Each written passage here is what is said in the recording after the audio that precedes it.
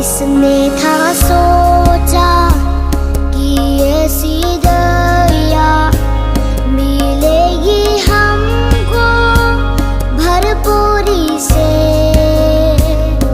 युगों का राजा महिमा को छोड़कर अपनाया मेरे शर और गुनाह।